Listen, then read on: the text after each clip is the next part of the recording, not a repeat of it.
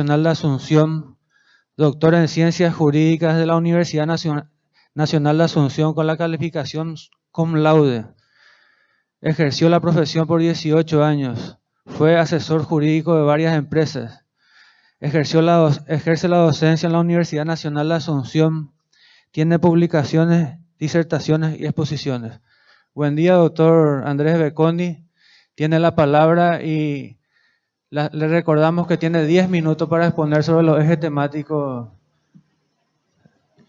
Muy bien, buenos días, señor presidente, distinguidos señores miembros del Consejo de la Magistratura, distinguidos miembros del Tribunal de Honor, damas y caballeros presentes.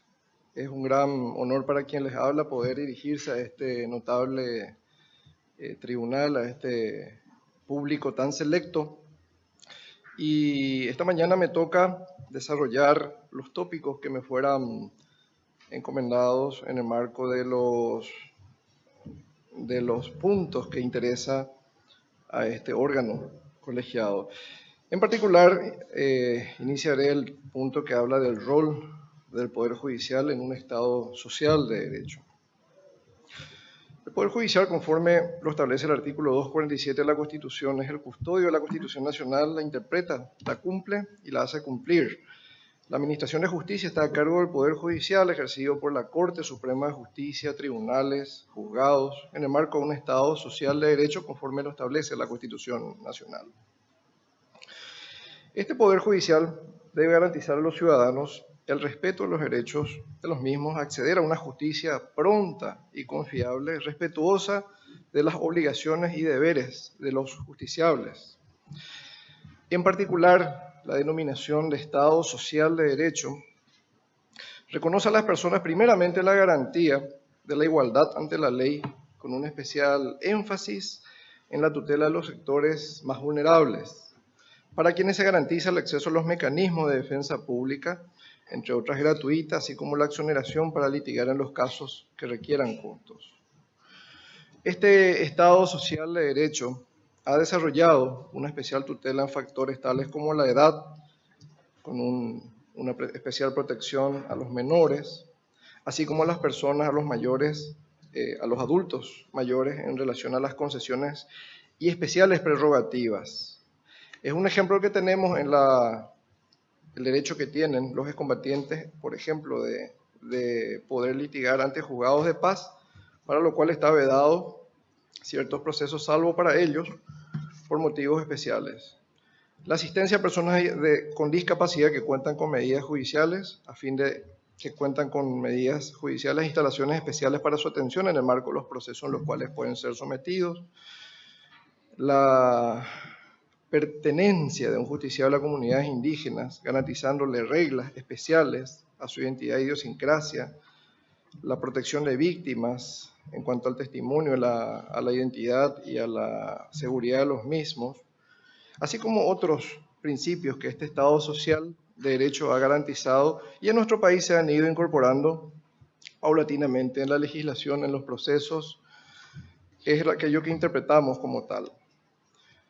Somos un país que ha adoptado una justicia bastante cercana a la ciudadanía, no solo por medio del Poder Judicial, que tienen los juzgados de paz instalados en muchos lugares recónditos del país, sino también por medio de los organismos extrapoder vinculados al Poder Judicial, entre ellos al Ministerio Público, gracias a sus unidades fiscales barriales, entre otros mecanismos. Es así que Paraguay es un gran ejemplo del cumplimiento de las 100 reglas de Brasilia y en muchas cosas se ha adelantado inclusive a la proclama de estos principios.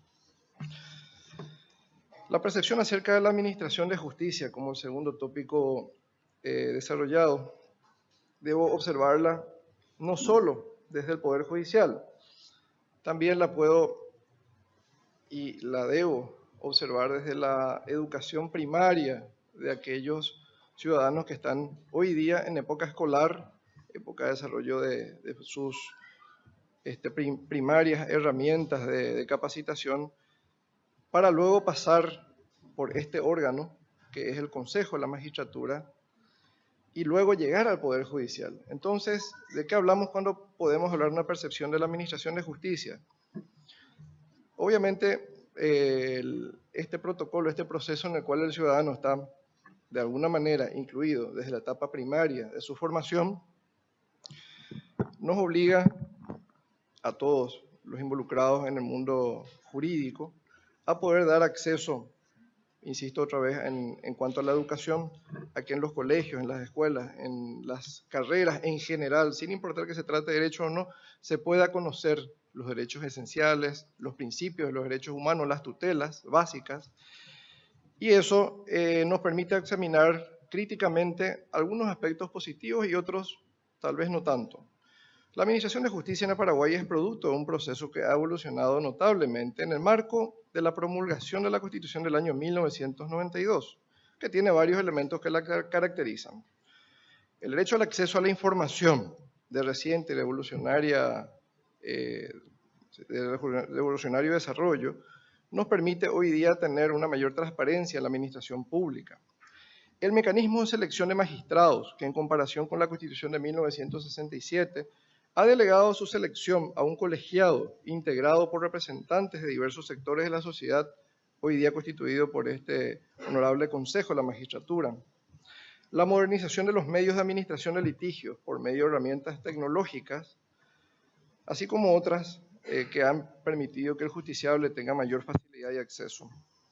Hay una deuda, ya entramos en la parte del pasivo, hablamos del activo, ahora vamos a hablar del pasivo. Hay una deuda con la buena imagen de la Administración de Justicia que requiere mayores controles de gestión y una permanente capacitación de todos los funcionarios que lo integran. Asimismo, se requiere con urgencia asumir posturas y tomar medidas las cuales desarrollaré más adelante. Como tercer punto, la independencia del Poder Judicial y su autarquía. En ello podemos observar el artículo 249 de la Constitución, que establece que el Poder Judicial goza de autarquía presupuestaria. Señala además que en el presupuesto general de la Nación se le asignará una cantidad no inferior al 3% del presupuesto de la Administración Central. Ahora bien, tenemos que comprender, tenemos que dimensionar que las condiciones de ejecución presupuestaria histórica son interpretadas y ejecutadas en las etapas pertinentes por el Congreso Nacional y el Poder Ejecutivo a través del Ministerio de Hacienda, requiriéndose un tratamiento constitucional y legal más cuidadoso, que deberá ser objeto de negociación oportunamente.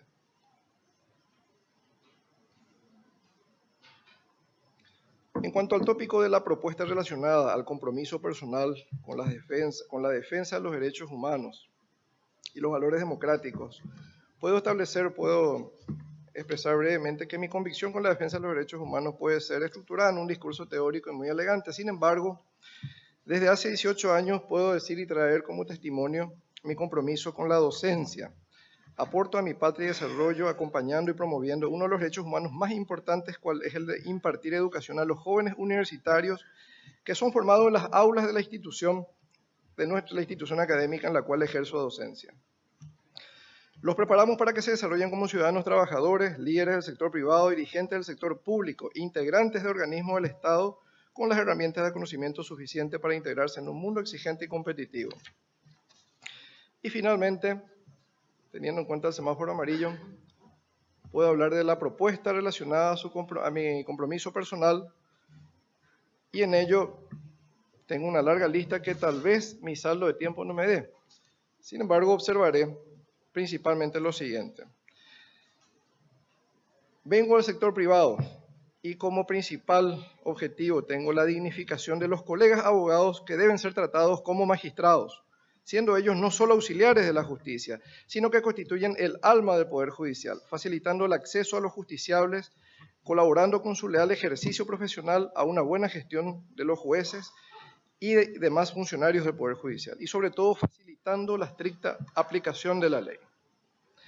Los jueces y tribunales de apelación deben contar con las herramientas idóneas para cumplir en forma expeditiva con sus pronunciamientos, eliminándose de esta manera las estigmatizadas y mal llamadas chicanas judiciales, que no son sino el acogimiento y uso de todos los recursos que otorga la ley, pero que finalmente terminan en forma irresoluta dentro de los escritorios de los jueces.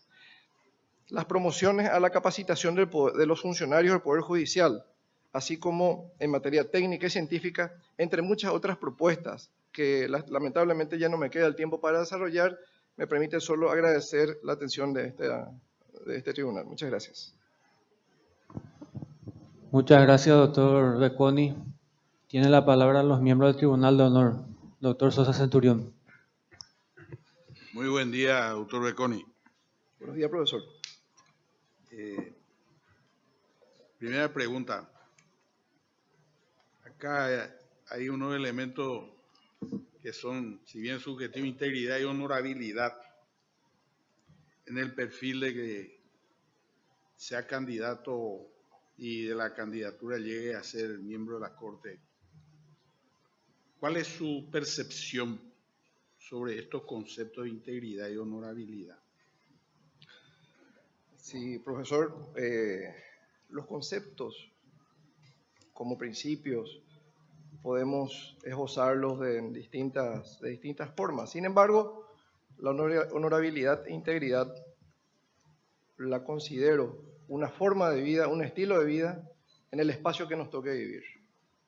Podemos estar en el sector privado, podemos estar en el sector público, en el sector académico, y en ellos vemos todos los días el desarrollo de los perfiles de nuestras personas, de los candidatos, de las personas, de los compañeros que nos rodean, de nuestros superiores. Y la honorabilidad e integridad la podemos entender como una acción, como un verbo, no solo como una definición. Es mi parecer, mi querido profesor. Probablemente no me expresé claramente.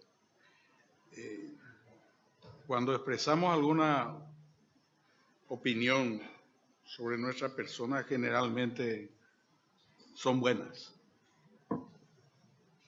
Ahora, a ello, ¿qué tengo que acompañar? Virtudes probadas. Virtudes probadas. No basta decir yo soy honesto, yo soy de buenas costumbres y después hacemos otra cosa. Segunda pregunta. Nuestra Constitución de 1992 y haciendo referencia a el Código Civil que en 1992 la Constitución, el Código Civil de 1985 usted escribió sobre tratados, procesos sucesorios. Y hay un tema que reconocimiento de la justicia desde el punto de vista de los tribunales supranacionales. Generalmente en los juicios sucesorios, uno va a la Argentina, uno va al Brasil, y en los juicios sucesorios donde no existe ningún tema controvertido, invocan los tratados vigentes, pero prácticamente no hacen caso. Porque dicen, los tratados están vigentes, pero no podemos ceder la competencia y la jurisdicción soberana. Y usted ya es miembro de la Corte. ¿Qué puede decirnos sobre eso? Bien, la dicotomía histórica sobre el artículo 27 de la Convención de Viena del año 69, en virtud a la cual las disposiciones del derecho interno deben ser ajustadas mutatis mutandi a las distintas garantías consagradas en los tratados y convenios internacionales, es aquello que identifica esta situación.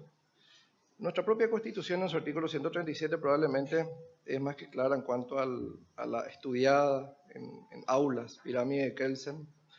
Y dentro de esta pirámide de Kelsen tenemos a los tratados y convenios internacionales en segundo lugar. Sin embargo, Paraguay, suscriptoria adherente pleno a la Convención de Viena del 69, también acepta la plena vigencia del artículo 27 de la Convención de Viena. Similar situación se da con la República Argentina, en donde concretamente, sí. Doctor Becconi, Lo que quiero escuchar es de que si usted como miembro de la Corte Suprema de Justicia está de acuerdo con esas expresiones, porque en el caso de la Argentina, por ejemplo, la Constitución de 1994 de la Argentina, que está vigente para ello, y el Código Civil nuevo que entró en vigencia en agosto del 2015, ellos no tienen el ordenamiento igual a nuestra Constitución. Nuestra Constitución dice esta Constitución y los tratados debidamente ratificados, el de ellos no. Dice esta Constitución, las leyes vigentes y los tratados. Tal cual. Sobre el punto, profesor, y ahí le redondeo la idea introducida. La República Argentina, perdón. No, lo que yo quiero es que usted me diga si por función a los tratados se cede o no la jurisdicción, la competencia como expresión soberana. Bueno, la soberanía es irrenunciable, la soberanía es un factor. Gracias. Gracias, profesor. Muchas gracias, doctor. Tiene la palabra la doctora Calvo. Doctor, actualmente tenemos una ley nueva en relación a justicia letrada, que pasa a ser primera instancia. Y la justicia de paz tiene una serie de intervenciones ahora que no las tenía antes. Así como también justicia letrada, al ser de primera instancia, tiene otras funciones. ¿Usted podría decirme si eso resultaría beneficioso o no para los justiciables? Muchas gracias, doctora. La opinión que puedo desarrollar es un poco que en el sector privado la eficiencia es todo y en el sector público debiéramos tener los mismos preceptos. Creo que el Poder Judicial está dando un paso importante de eficiencia, desarrollando tareas hoy día que podrían haberse hace muchos años sido desarrolladas por los juzgados de paz. La delegación que todavía un poco está siendo cuestionada, tal vez un poco criticada por ciertos factores referentes a la posesión y dominio de inmuebles y otros elementos que hacen a esta nueva normativa, creo que van a ser superados, puesto que lo más importante es dar el paso. Estoy plenamente de acuerdo con que los jueces de paz tengan esas competencias y que podamos seguir sumando en cantidad y calidad de magistrados a los jueces de justicia letrada que puedan integrar las competencias nuevas que les son asignadas. Gracias. Y en cuanto a los expedientes electrónicos, doctor, ¿qué piensa usted? ¿Aceleraría el proceso o no?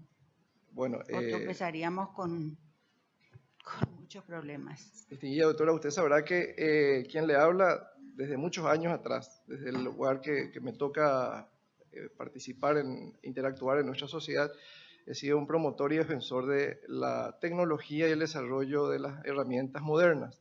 El expediente electrónico es no solo una necesidad, sino ya es una realidad y no tiene vuelta atrás la implementación de medios tecnológicos.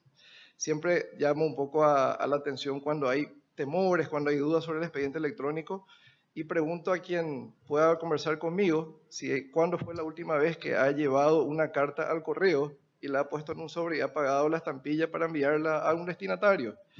Y hace muchos años hemos dejado esa carta a papel y somos usuarios del correo electrónico, de los mecanismos de comunicación digital, y el Poder Judicial es parte integrante de esta sociedad que necesita ese desarrollo tecnológico.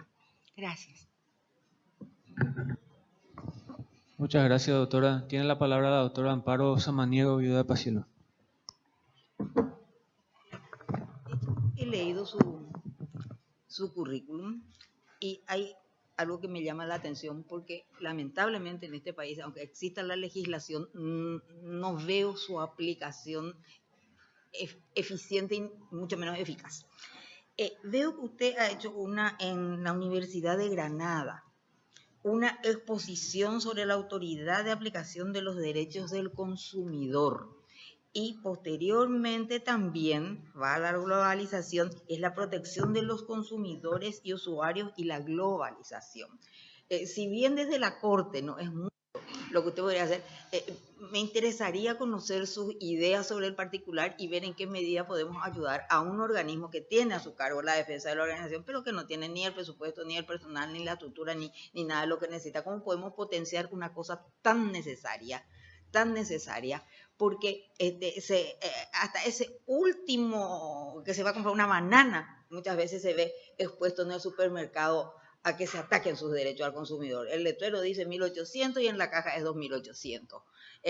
Y lamentablemente no tenemos sobre todo conciencia de que tenemos que reclamar nuestros derechos y no plaguearnos. Nosotros salimos de la caja plagueando porque nos cobraron de más, pero nos reclamamos en el momento. ¿Cómo podría usted, dar su especialidad, porque este no es un tema que maneja cualquiera, dar su especialidad, ayudar, no con sus fallos en la corte solamente, sino directamente ayudar a formar un grupo que difunda y que haga posible un mayor conocimiento de estos temas? Muchas gracias, doctora. La Ley de Defensa del Consumidor y el Usuario en nuestro país ha sido promulgada a finales de los 90 y se ha ido desarrollando, y hasta hace muy poco tiempo, y me ha tocado hace un par de semanas participar en una audiencia pública en este distinguido órgano en el Congreso, en el marco de modificaciones que aún se vienen realizando en procura de, obviamente, de la mejor y mayor defensa del consumidor, que es la parte más débil en los contratos. Como bien usted señala, soy profesor de Derecho Mercantil y en ese marco, si bien es cierto, la defensa del consumidor es un capítulo extraordinariamente importante, porque en un mercado el consumidor es el principal actor, es quien le da vida y vitalidad a ese mercado. Nuestra cultura de reclamos y de reclamaciones a las autoridades ha ido evolucionando, pasando de defensores del consumidor instalados en municipios hasta la consagración de hoy día nada menos que una secretaría con rango de ministerio, que es la SEDECO. Esta secretaría está trabajando, esforzándose por llevar adelante un proceso, como todo lo que desarrollamos en un país como el nuestro, un país joven, con mucha energía, con un crecimiento económico, con un crecimiento social extraordinario. Y ese escenario nos toca desde el Poder Judicial. ¿Por qué no? Aunque usted considere que no estamos tan cerca, porque va a llegar el momento en el cual las resoluciones dictadas por la Secretaría de Defensa del Consumidor puedan ser eventualmente examinadas por los tribunales de cuenta y eventualmente por la Sala Penal de la Corte Suprema de Justicia. De tal manera que ahí podemos llegar a encontrarnos con la necesaria intervención de criterios que, siempre digo, en materia académica podemos discutir, ver quién habla más fuerte o quién tiene mayor o mejor fundamento. Sin embargo, hay una persona que es dueña de la verdad, aunque la gente dice que no hay dueño de la verdad. Y el dueño de la verdad es el juez, el que dicta la sentencia y que dice qué hay que hacer. Y gracias al imperium, la coercio y los demás elementos que hacen al Poder Judicial, esa decisión debe ser cumplida. Entonces, realmente es una herramienta sumamente interesante e importante contar con fallos de la Corte Suprema de Justicia, si es que llegasen a ser necesarios, que puedan producir una orientación, que puedan producir un criterio, y sobre todo un criterio único, sostenible, y que genere seguridad jurídica para los proveedores y para los consumidores dentro del mercado. Muchas gracias. Muchas gracias. Muchas gracias, doctora Amparo. Tenemos audiencia del auditorio, doctor Andrés Becconi. Vamos. ¿Cómo pretende reducir las chicanas y mora del sistema judicial? Muchas gracias, presidente.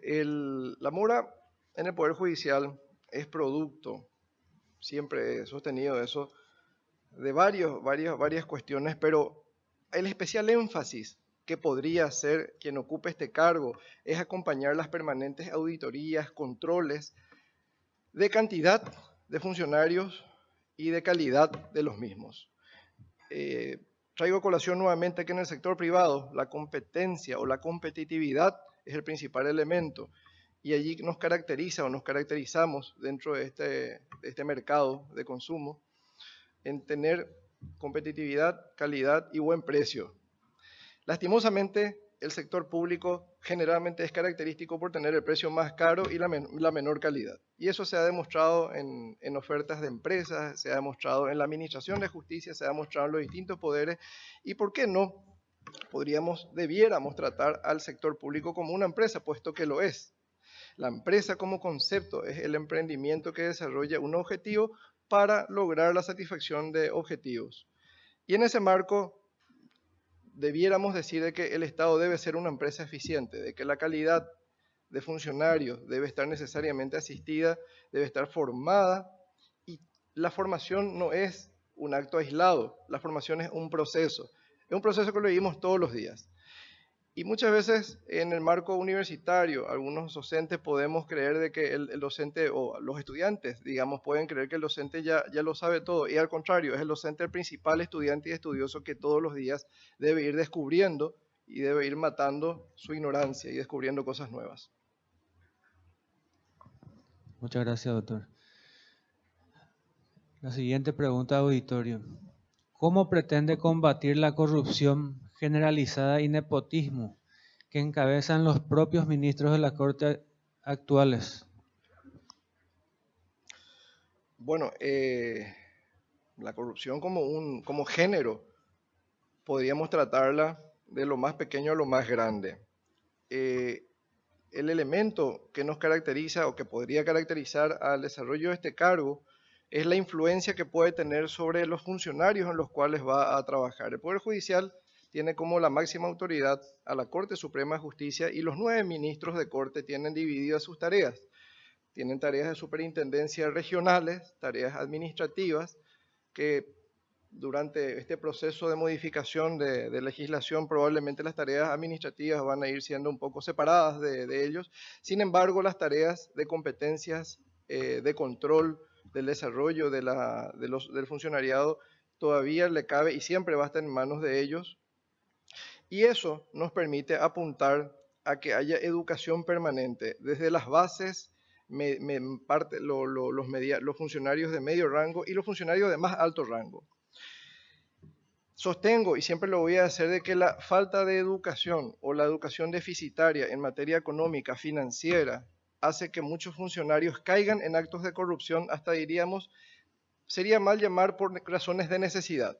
Pero la mala administración y la mala gestión de las finanzas privadas de los funcionarios de muchos rangos les obligan a pasar por necesidades, y esas necesidades no pueden ser satisfechas con sus salarios, con las comisiones y con todos los conceptos que les son abonados. Ello requiere necesariamente que la máxima autoridad, que es la Corte Suprema de Justicia, insista con la capacitación permanente en la educación financiera. ¿Y por qué no? Muchas veces nos ha tocado hablar con magistrados, jueces de primera instancia, camaristas y otros que también tienen desórdenes financieros. No es que el juez o el camarista que gana un salario alto ya por sí está cubriendo todas sus obligaciones. También existe una falta de educación financiera en los más altos grados de este Poder Judicial, puesto que la característica de los abogados no ha sido el manejo de la matemática financiera y el amor por las matemáticas, y por ende es probable que hemos estudiado Derecho. Pero de alguna manera debemos saber sobre administración, debemos saber sobre los principios que hacen a esta ciencia. Muchas gracias, doctor. La siguiente pregunta tiene relación con la primera. Lo que sí, doctor, queremos que sea un poco más breve y conciso con sus preguntas, en honor al tiempo, por favor. Sí. ¿Cómo pretende combatir la alta morosidad que empieza en la misma Corte y en el ámbito jurisdiccional de la justicia? Gracias, presidente. Entre los tópicos que no he podido desarrollar en mis objetivos, buscaré y promoveré el mecanismo por el cual la Corte pueda tener un plazo determinado para dictar sus sentencias. Eso únicamente hay que revisarlo a nivel legislativo y, ¿por qué no, constitucional? Puesto que el único mecanismo de remoción y de sanción de un magistrado de este alto órgano es el juicio político. Ahora bien, si le damos oportunidad a los jueces para que tengan hasta tantas denuncias o hasta tantas situaciones de morosidad que lo puedan llevar luego al ámbito de la denuncia ante el jurado de enjuiciamiento de magistrados, creeríamos que a un ministro de Corte habría que darle el mismo tratamiento y darle tal vez 1 o 2 oportunidades de equivocarse y quedar en mora, y no destituirlo por una sola moratoria. Por ende, para mí es un gran ejemplo el tratamiento que se le da a los jueces de primera instancia y a los camaristas, puesto que ellos tienen mecanismos los cuales recurrimos por queja por mora, y luego podemos llegar incluso a la denuncia ante el jurado de enjuiciamiento magistrado teniéndose un número superior a 3 de estas quejas. Insisto en esto, el ministro tiene un alto rango y debiera también tener algún tipo de limitación dentro del poder y el tiempo que tiene para expedirse. Gracias, doctor. La siguiente pregunta también de auditorio. Si tiene conocimiento y si considera que debe mantenerse la dependencia de facilitadores judiciales, teniendo en cuenta que para la percepción ciudadana es un antro de planillerismo y ubicación de operadores políticos, que desangra institucionalmente las arcas del Poder Judicial. Bueno, la tendencia a la creación en los estados miembros de la OEA, que es la que promueve la inclusión del cargo de facilitadores judiciales en los países miembros, ha tenido orígenes loables. Sin embargo, como cualquier órgano, si es que no tiene la mejor orientación y la mejor predisposición y no tiene funcionarios principalmente comprometidos, éticamente formados, va a ser, y es lo que está haciendo, probablemente va a ser objeto de críticas. Sin embargo, las tendencias a nivel mundial son las de la utilización de medios alternativos de resolución de conflictos.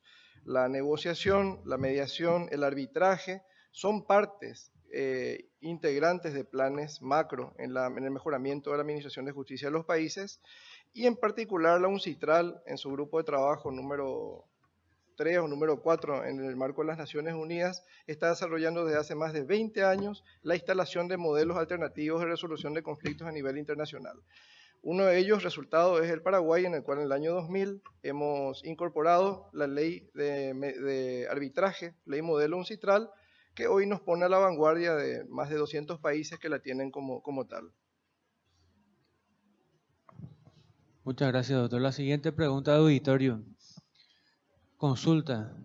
Del 1 al 10, ¿con cuánto calificaría usted la gestión de la actual Corte Suprema de Justicia? La actual Corte Suprema de Justicia tiene un proceso que ha venido desarrollando en los últimos años de democracia en la República del Paraguay. Mal podríamos darle una calificación subjetiva, sin embargo, podemos hablar de la percepción social. Y la percepción social no es la mejor de todas en cuanto a estos elementos que venimos hablando en esta exposición, entre ellos la moratoria, la crítica por corrupción de sus funcionarios, la crítica por denuncias permanentes. Por ende, si hoy podemos calificar a un grupo de personas que ocupa un alto cargo y que de alguna manera viene dando su tiempo, su energía y sus conocimientos a una sociedad que necesita la mejor de las administraciones de justicia, podemos decir que ella merece consideraciones especiales, merece tener un respeto hacia la carrera judicial de varios de sus miembros. Hablamos de magistrados que tienen 20 y tal vez 30 años de desarrollo de su magistratura. Hablamos de personas que con sus luces y sombras están desarrollando una tarea que no es fácil. Así es que la opinión que tengo es que amerita un análisis muy minucioso de todos los elementos que hacen a esta calificación. Muchas gracias, doctor. Tiene la palabra los miembros del Consejo de la Magistratura. El diputado nacional Roberto González.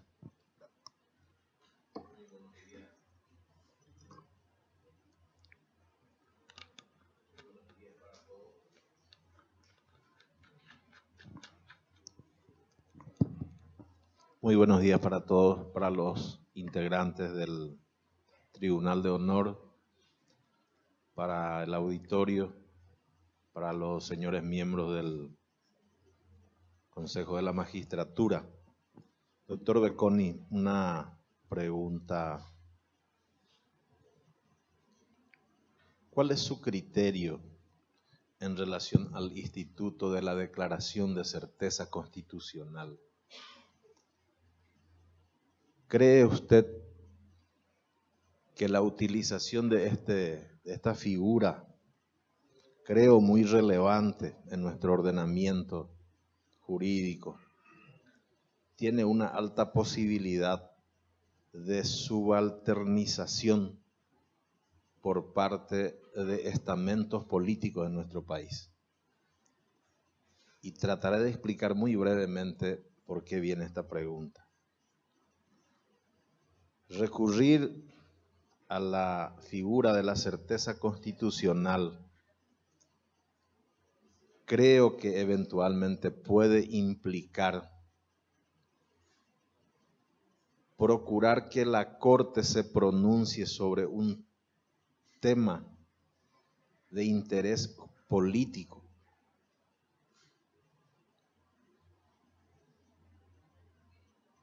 Y a través de esa declaración eventualmente, inclusive hacer que la Corte asuma funciones legislativas. No sé si le queda clara la pregunta. Si no es así, voy a tratar de explayarme mejor. Pero es un instituto, creo muy noble, creo muy importante, pero con mucha sensibilidad en el sentido de que se puede subalternizar. Y más todavía cuando una corte o los integrantes de la corte, como decía el profesor, le falta la probidad, el coraje, la valentía, para llegado el momento, no decir nada a través de no decir a través de su acuerdo y sentencia lo que los estamentos políticos quieren que diga la Corte. Gracias, diputado. Sí, es clara la pregunta, por lo menos la considero tal. Si es que, así como tenemos ejemplos de sentencias que han, o resoluciones, mejor dicho, más que sentencias, que han resuelto situaciones del género, considero que la Corte Suprema tiene una tarea de dar contenido jurídico, técnico, a decisiones políticas. Por ende, ¿qué pasaría si no tendríamos la declaración de certeza constitucional para interpretar una situación? Claro ejemplo, tenemos una sentencia del año 1999 que ha resuelto el caso de la cefalía de la Presidencia de la República, y tal vez ha sido una de las primeras, si no la primera, resolución que ha caracterizado este tipo de situaciones políticas. Discrepo con la famosa frase de que esta es una decisión política y por ende tiene que salir de los márgenes de razonabilidad. El político tiene la capacidad, la inteligencia y la posibilidad de dar a sus decisiones razonabilidad, y por ende a él le ha sido confiada una tarea muy importante, que es la de representar a un sector. El político representa al sector que lo eligió, y el político es un legítimo ciudadano que nos trae la voz de 100.000, 200.000 o 1.000.000 de ciudadanos. Y por ende hay que ayudarlo al político mediante un pronunciamiento judicial que le permita tener un fundamento técnico, jurídico, sólido en la tarea que a él le compete desarrollar, diputado.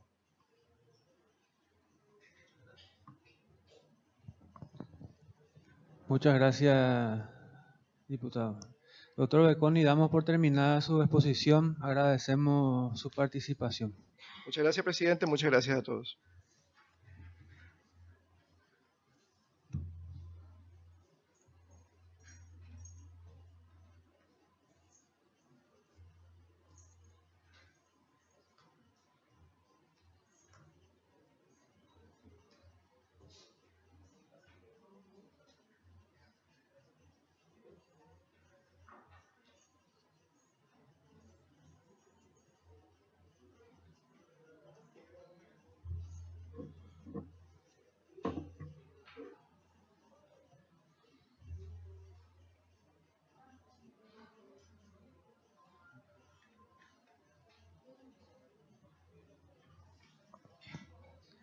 Invitamos al segundo participante del día, Doctor Ariel Sindulfo Blanco Amarilla.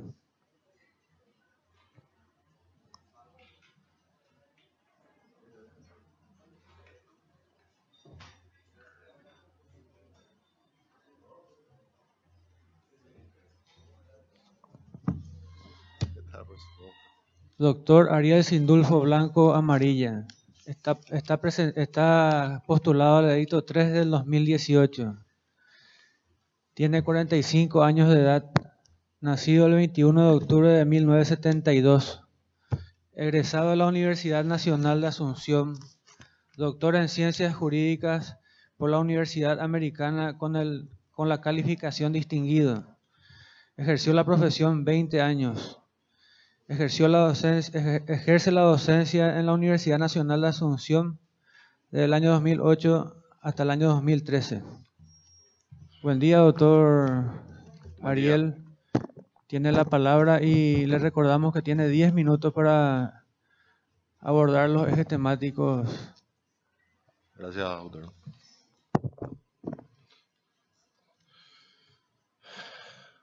¿Puedo empezar ahora? ¿Puedo? Buen día, señores miembros del Consejo de la Magistratura y del Tribunal de Honor y a todos los presentes. Voy a empezar a hablar del rol del Poder Judicial en un Estado social de derecho. Los órganos del Estado deben someter su acción a la Constitución y a las normas dictadas conforme a ella. En este sentido tenemos la Carta Magna que en su artículo primero expresa: la República del Paraguay es para siempre libre e independiente, se constituye en Estado social de derecho, unitario, indivisible y descentralizado en la forma que se establecen en esta Constitución y las leyes. En este sentido, tenemos que el Estado de Derecho es un régimen en el que el derecho regula minuciosa e imperativamente la vida y la actividad del Estado, la sistematización y el funcionamiento de sus órganos y de sus relaciones con los derechos de los individuos.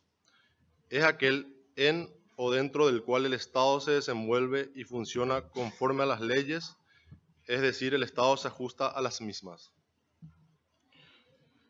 En este contexto, el Poder Judicial es una de las organizaciones pilares para el adecuado funcionamiento de un Estado moderno y democrático, y sus funciones son básicamente dos: administrar justicia y controlar la constitucionalidad prevista en la Carta Magna. Entonces, la actividad del Poder Judicial a través del juez tiene justificación para demostrar que en modo alguno se puede divorciar de la realidad social y que los principios constitucionales y procesales deben ser estudiados con base en la vida misma, en medio de la cual se desenvuelve. Hoy por hoy, el juez debe realizar la tutela efectiva, el debido proceso. Quien imparte justicia es precisamente el juez. Por ello se afirma que es la figura central del derecho, es un ser humano que requiere ser sensible y atento a todos los cambios y fenómenos.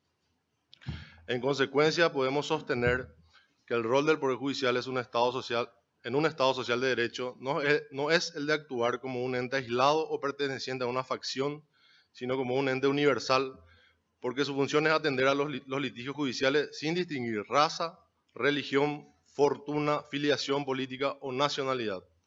Es un tercero imparcial que dirime las controversias en estricta observancia de la Carta Magna y las leyes reglamentarias, sin divorciarse de la realidad social de los individuos que la integran. En cuanto a la percepción acerca de la administración de justicia, los problemas que aquejan al sistema de justicia son de variadas fuentes y de diversas intensidades, los que una vez sistematizados se concentran en tres grandes temas: independencia judicial, acceso a la justicia y eficiencia de la justicia. No puede negarse que las reformas ya introducidas han traído avances y mejoras, aunque no lo han sido en todos los casos, como tampoco en las proporciones que se esperan. La mínima confianza ciudadana en la justicia no parece reflejar los ingentes esfuerzos de reforma llevados a cabo en los últimos años. Esta falta de confianza pareciera ser que tiene su raíz en la percepción de la ciudadanía que la justicia solo responde a los intereses de quienes detentan el poder económico o el poder político.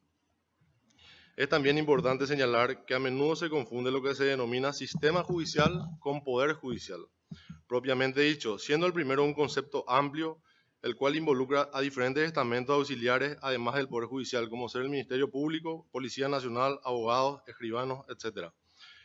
En este punto, a modo de ejemplo, podemos citar que varias o muchas veces las audiencias fracasan porque el Ministerio de Justicia no posee recursos para el traslado de los internos o la insuficiente investigación de causas por parte de la Fiscalía o la Policía Nacional, cuestiones que no atañen a la responsabilidad directa del Poder Judicial, pero que sin embargo le son atribuidas. Así también la falta de reformas legales y procesales son aspectos negativos que afectan la imagen del Poder Judicial, sin embargo, la solución pertenece a otro estamento, en este caso el legislativo. Y el segundo es un concepto más restringido, el cual refiere únicamente al Poder Judicial, con su estructura interna, la cual no dejamos de mencionar debe ser indudablemente reformada debido a que actualmente se encuentra ineficiente, burocrático y lento.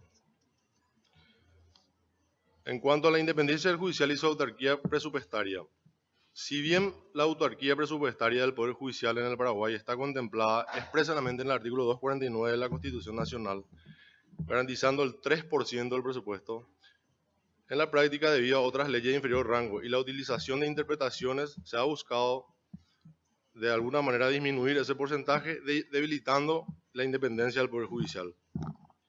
La autarquía de la que hablamos representa la independencia económica del Poder Judicial, es decir, la capacidad del Poder Judicial de determinarse por sí misma en los aspectos financieros, pero no debe confundirse con una autarquía entendida en el sentido estricto de la palabra, sino como lo expresa el doctor Marcos Riera Unter, debe ser concebida en el sentido amplio y lato del concepto, lo cual implica la implantación de un sistema de jerarquía constitucional que permita al Poder Judicial el acceso a recursos financieros que deben ser suficientes, los necesarios para solventar sus gastos y hacer frente a sus proyectos, seguros para garantizar al órgano judicial la disponibilidad material de dichos recursos en el momento que los mismos sean requeridos, y la implantación de un sistema por el cual la ejecución del presupuesto asignado al Poder Judicial esté a cargo de la Corte Suprema de Justicia.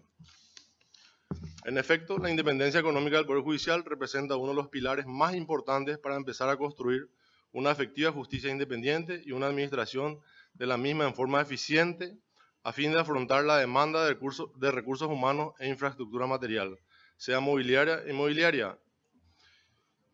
Es ilusorio pensar en que podría generarse una administración de justicia independiente, eficaz e idónea, capaz de convertirse en el custodio del Estado de Derecho y la legalidad sin la independencia económica. En cuanto a la propuesta relacionada al compromiso personal con la defensa de los derechos humanos, en este contexto quiero proponer una mayor capacitación de los magistrados y funcionarios judiciales del país en los derechos estándares de los derechos humanos, establecidas en diversos instrumentos internacionales como la Convención Interamericana de Derechos Humanos, el Pacto de San José de Costa Rica de 1969 de la OEA, la Convención Interamericana para prevenir, sancionar y erradicar la violencia contra la mujer, Convención de Belén do Pará de 1994, Convención Interamericana para la Eliminación de todas las formas de discriminación contra las personas con discapacidad de 1999 de la OEA y otros más que por el tema del tiempo no los cito, ¿verdad? La capacitación pase por aprender y aplicar la doctrina jurisprudencial de la Corte Interamericana de Derechos Humanos y de la Corte Europea de Derechos Humanos. Esto propondría para apuntar a diseñar un mejor control de convencionalidad de los magistrados en sus resoluciones judiciales. Así también, o todo ello con la finalidad de lograr efectivamente cuanto sigue: facilitar el acceso a la justicia de las personas en situación de vulnerabilidad según la edad, discapacidad, comunidades indígenas, trata de personas, etc. Remover los obstáculos para garantizar el acceso efectivo a la justicia sin discriminación de las personas en condición de vulnerabilidad, sensibilizar a los administradores del servicio de justicia. Por último, propondré en este contexto generar, en virtud del artículo 3 de la Constitución Nacional, la creación de un nuevo departamento o dirección interdisciplinaria de derechos humanos integrado por representantes de los tres poderes del Estado, para que trabajen en un sistema de coordinación y recíproco control sobre los anticipos de hecho que nuestro Estado debe presupuestar, previniendo violaciones de derechos humanos que pudieran derivar a nivel interno en perjuicio y detrimento de los derechos humanos internalizados. Esto además es a los efectos de evitar que pudieran convertirse en nuevas denuncias en contra de nuestro Estado y sumado a las ya 7 sentencias condenatorias de la Corte de Derechos Humanos en contra de la República del Paraguay. En cuanto a las propuestas al compromiso personal, en caso de llegar al cargo, voy a citar algunas cuestiones que a mi criterio resultan importantes para fortalecer el funcionamiento del Poder Judicial. Una es fortalecer, o sea, esto ya existe, pero es fortalecer la gestión jurisdiccional de reacción inmediata. Podría ser tener varios grupos de funcionarios que actúen rápidamente ante la aparición de una denuncia de mora judicial injustificada u otro tipo de situaciones que ameriten la participación de este órgano de la Corte. Fortalecer el sistema del expediente judicial con infraestructura y tecnología, ¿verdad? Porque actualmente existen problemas en ese sentido, ¿verdad? Mantener el sistema del expediente judicial como sistema mixto por un tiempo determinado para finalmente volverlo totalmente electrónico, ¿verdad? En cuanto a los sumarios a funcionarios, que las sanciones leves y de otro tipo estén a cargo del Comité de Administración Judicial y que estas sanciones sean ratificadas por la Superintendencia de la Corte, la cual Perdón, doctor. únicamente... Sí podríamos ir redondeando Sí, estoy en terminando. honor al tiempo. Estoy terminando. Las cuales se encargaría únicamente de las sanciones graves, en este caso la superintendencia, es a los efectos de disminuir la carga de trabajo de la Corte Suprema, porque están llenas de sumarios de todo tipo, ¿verdad? Estoy a favor de introducir que el juicio sea oral en la Corte Suprema de Justicia, por una cuestión de transparencia y de economía, ¿verdad? Procesal. Proponer, reglamentar de alguna manera que los magistrados estén a primera hora en su lugar de trabajo, no pudiendo retirarse injustificadamente de sus despachos. El fortalecimiento y capacitación y aumento de cantidad de jueces de delitos económicos ante el auge de delitos de lavado de dinero y crimen organizado. Proponer el nombramiento de 3 miembros suplentes de la Corte Suprema de Justicia, uno por cada sala. Esto da los efectos de que los camaristas que actualmente integran en caso de inhibición se vean cada vez menos afectados por recarga de trabajo de salas que no les corresponden, ¿verdad? Distribuir adecuadamente los relatores para jueces y camaristas, atendiendo al volumen de trabajo. Proponer la creación de un órgano intermedio y de enlace entre las cámaras y los presidentes de las jurisdicciones, en este caso los miembros de la Corte,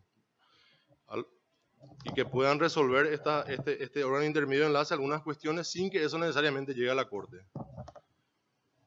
La capacitación de los funcionarios, no tantos o que puedan ingresar a trabajar, pero una vez dentro de la Corte que sea necesaria y obligatoria la capacitación de los mismos para poder acceder a un cargo superior y atendiendo a que estos cursos de capacitación serán pagados por la Corte Suprema. Pero la obligación de que se capaciten para poder ascender. Ejemplo, un datilógrafo que quiere ser oficial de justicia, que se le dé 3 o 4 cursos al año para que esta persona pueda ascender y conocer el cargo que desempeña, porque es muy importante la atención a los profesionales.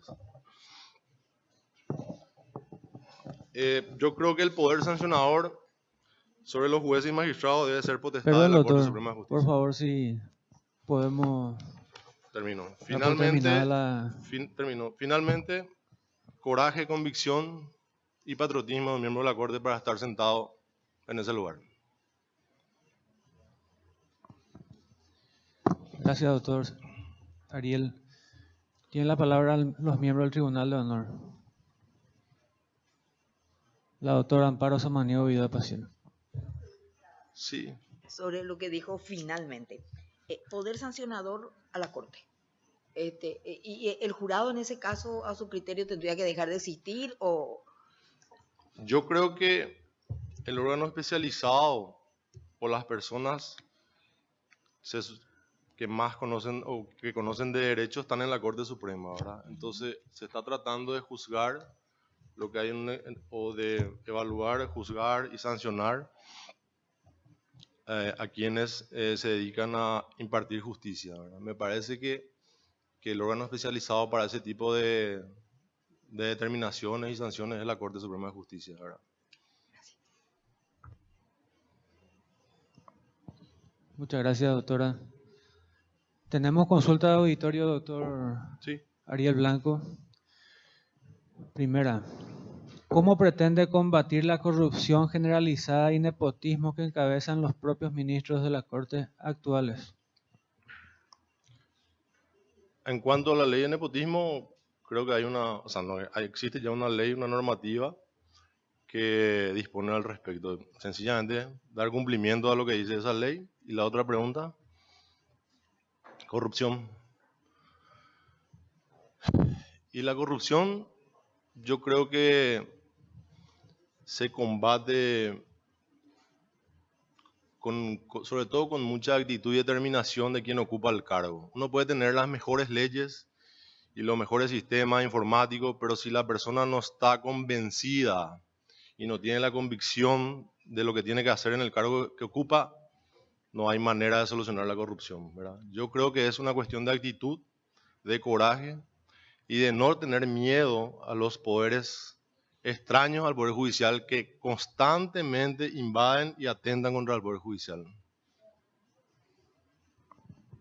Muchas gracias. Siguiente pregunta. ¿Cómo pretende combatir la alta morosidad que empieza en la misma Corte y en el ámbito jurisdiccional de la justicia? Dos de las cosas que cité, o sea, una de ellas me parece muy, muy importante, que es la gestión rápida, porque te permite tomar decisiones en el momento y verificar situaciones que se están dando en los juzgados, con la auditoría de gestión rápida, que eso está vigente. Lo que yo creo que hay que fortalecer ese tipo de cosas. Segundo, la capacitación de los funcionarios que también mencioné. Otro tema sería el juicio oral en la corte, ¿verdad? Que va a economizar notablemente los tiempos, porque el proceso se puede llevar a cabo en la Secretaría, entonces los 20 días que el miembro de la Corte tiene para resolver, directamente los resuelve, ¿verdad? Pero todo el proceso ya lo llevaste rápidamente y de manera transparente. Se evita también con eso que aparezcan aquellas personas que te traen la sentencia lista para firmar. Muchas gracias, doctor. La siguiente consulta. Si tiene conocimiento y si considera que debe mantenerse la dependencia de facilitadores judiciales, teniendo en cuenta que para la percepción ciudadana es un antro de planillerismo y ubicación de operadores políticos que desangra institucionalmente las arcas del Poder Judicial. Yo creo que eso se evitaría finalmente logrando la independencia del Poder Judicial a fin de evitar esos nombramientos políticos que se mencionan ahí. Muchas gracias, doctor. De llegar al cargo, ¿cuál será su política para proteger a los niños, considerando que constantemente son violentados en sus derechos? Tenía 2 puntos ahí, pero por falta de tiempo no los había citado. Uno de ellos es fortalecer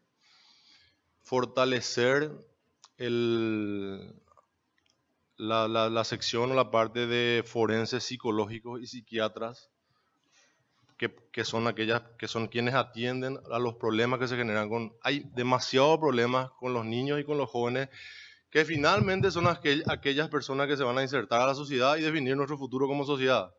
Y nosotros nos estamos dando un buen servicio de justicia. Yo creo que que la Corte Suprema necesita fortalecer esa sección y dotar de profesionales realmente especializados, porque no basta ser psicólogo, hay que ser psicólogo y especialista en cada tipo de problema que presentan los jóvenes y los niños, ¿verdad? Y la otra es dotar de más jueces de la niñez, porque actualmente hay 6 en Capital, nada más, me parece una cantidad de jueces que debiera ser aumentado, porque los problemas de la niñez son urgentes. O sea, la prestación de alimentos no puede esperar a que haya mayor cantidad de jueces. Muchas gracias, doctor. La siguiente consulta de auditorio. ¿Qué opina usted de la ley de colegiación profesional de abogados? ¿Le parece necesaria y constitucional? Yo también, por falta de tiempo, tengo una propuesta porque la Corte hoy día está abarrotada de sumarios a abogados, escribanos, oficiales de justicia. Me parece interesante declarar la cuestión como una cuestión, la profesión de estas profesiones como de interés público y con ello lograr un convenio o una norma que permita que estos sumarios, por ejemplo, sean tramitados ante estos colegios de abogados y ellos finalmente la conclusión a la que lleguen sea remitida a la Corte para su toma de razón, o para su toma de decisión, perdón. Entonces con eso se está liberando a la Corte de un enorme trabajo. Y a los profesionales van a pasar a la certidumbre de su situación, porque muchos pasan mucho tiempo y no saben qué se resuelve en su sumario, ¿verdad? Pregunta sobre el punto. Sí. Adelante, doctor. Para mí no quedó clara la respuesta en cuanto a la colegiación. Sí. Sí, porque la figura que plantea usted es algo que sustituye nomás y ayuda a la Corte, como lo tenía, porque ya ni siquiera lo tienen más los arquitectos y los ingenieros, donde antes el Ministerio de Obras Públicas delegaba en ellos. La Corte no delega en nosotros los gremios de abogados, Sí. no delega nada. Lo que usted está proponiendo sería una especie de delegación de la Corte a los gremios. Sería una delegación. Una delegación de la Corte a los gremios, sin que exista una ley de colegiación donde no sería a través Claro, de una delegación. Son O propuestas, sea que, ¿verdad? a pesar de que la Constitución dice que la colegiación legal será reglamentada por ley, seguimos con el tema de la no colegiación. Sí, ojalá que avancemos más, pero O sea, que es partidario de la colegiación. son propuestas, creo yo, que desde adentro se puede que van a ir mejorando el servicio de justicia, ¿verdad? Para Gracias. llegar a algo óptimo, ¿verdad? Gracias. Muchas gracias, doctora. Doctor Ariel Blanco, tenemos publicaciones que Sí. hacen referencia a su persona. Sí. Creo que ya se le corrió traslado. Diario ABC, 30 de marzo del 2016, alegan que atienden varios casos judiciales en el ente. Hijo del ministro Blanco no cumple con horario en la SAP. El abogado Ariel Blanco, hijo del ministro de la Corte Sindulfo Blanco, es funcionario de SAP desde el 2001, con un salario de 8.224.000. Nunca cumplió horario ni tampoco registra su asistencia.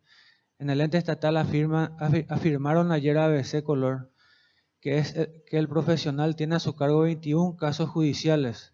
Si bien Blanco admitió que no cumple horario ni marca entrada ni salida, aseguró que hace su trabajo.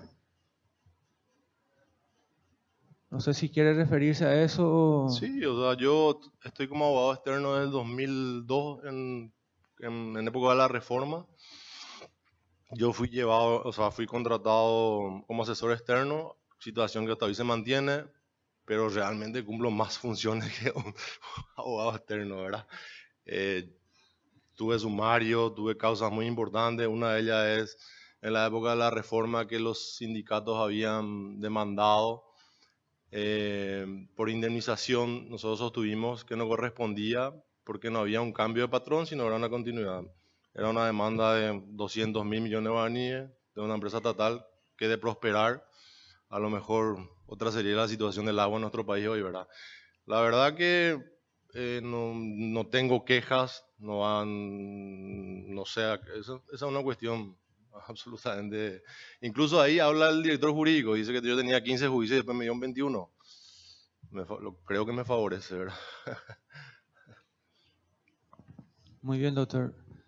La siguiente publicación. Denuncian atropellos en lotes del Chaco con aval del fiscal. Los abogados Gabriel Sayas y José Prieto llegaron a esta semana a nuestra redacción para denunciar procedimientos considerados irregulares por parte del fiscal Alan Sher que afectan a sus mandantes. Según lo explicado, creen que Ariel Blanco, hijo del ministro de la Corte Sindulfo Blanco, quiere hacerse de tierras fiscales en el Chaco. Bueno, ese es un caso simpático, ¿verdad? Porque es un lote fiscal. Yo tengo poder de este señor desde el 2013. Y en este caso, este señor, que es mi contraparte, o la contraparte de apellido Cadícalo, presentó documentos falsos al INDER, fue condenado por uso y producción. Y uno de los abogados me comentaron que era periodista. O sea, la verdad que yo no tengo lote fiscal, era abogado desde 2013, fuimos a una intervención con la fiscalía porque ellos volvieron a entrar a la propiedad y eso fue lo que pasó, ¿verdad? No existe, lo que dice ahí no es cierto, ¿verdad? Yo hice mi descargo a veces que voy a juntar.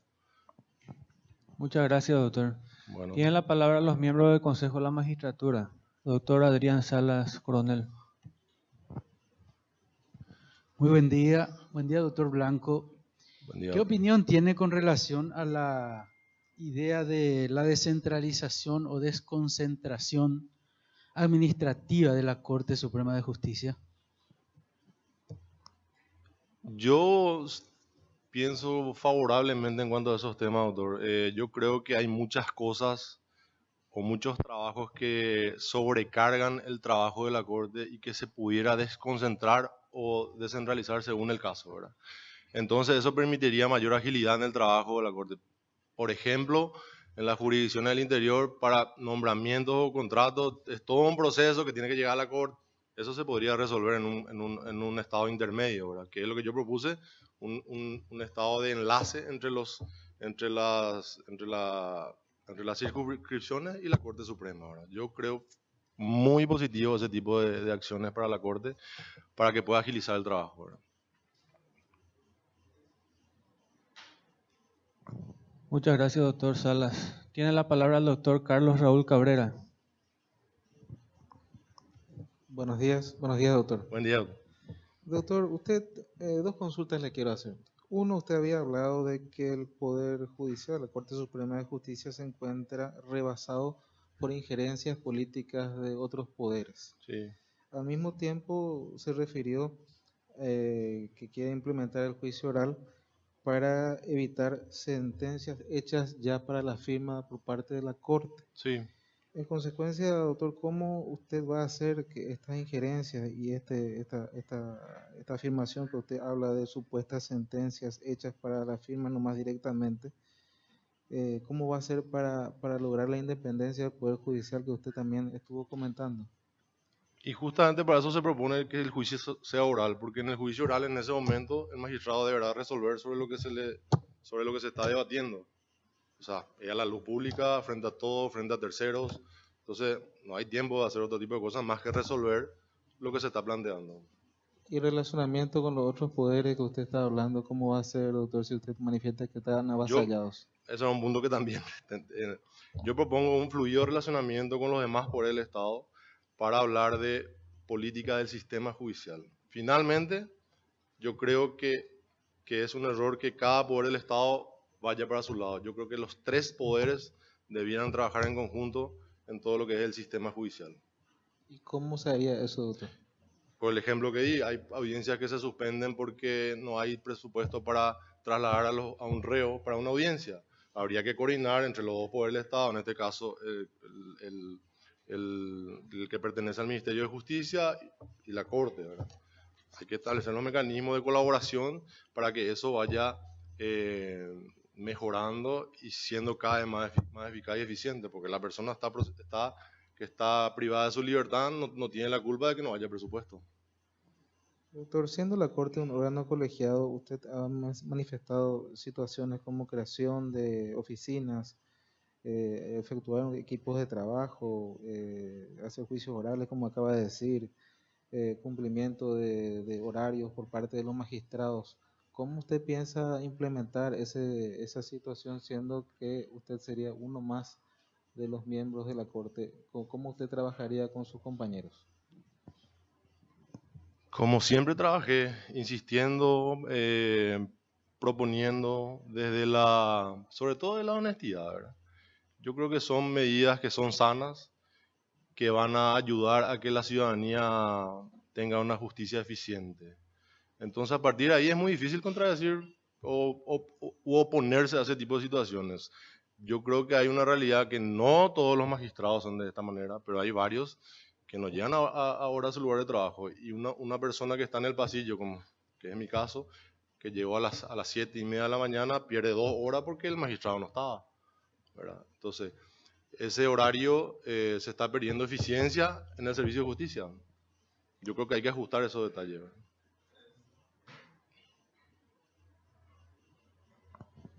Tiene la palabra el diputado Roberto González. Gracias, presidente.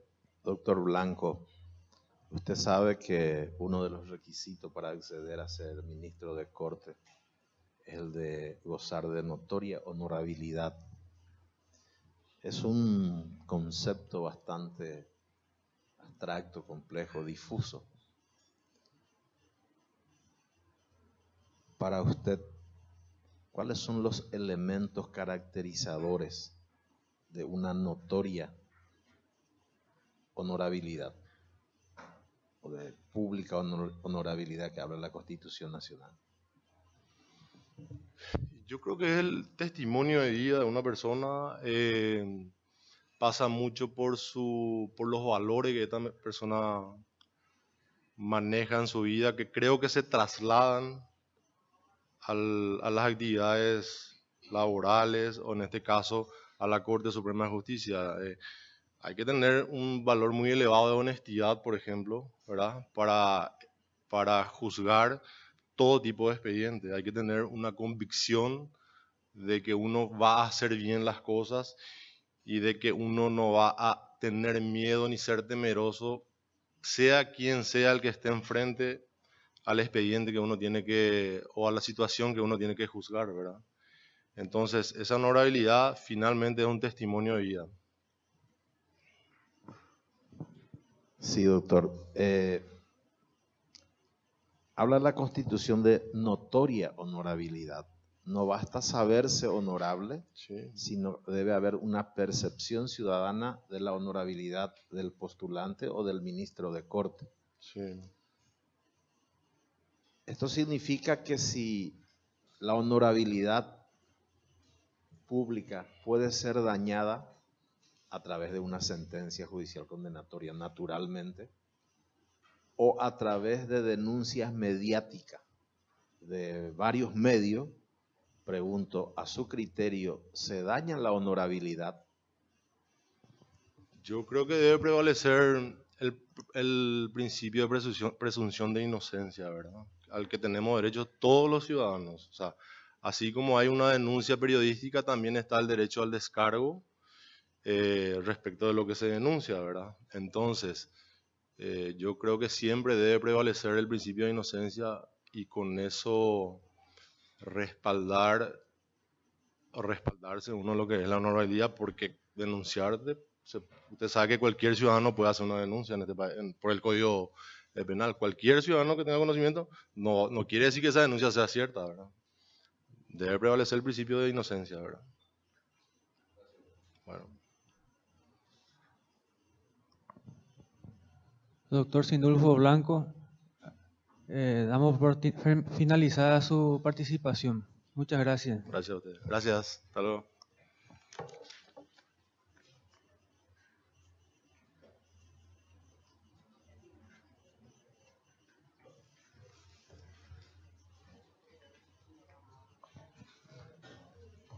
Invitamos a la tercera participante del día, doctora Hilda de Fátima Bustaler.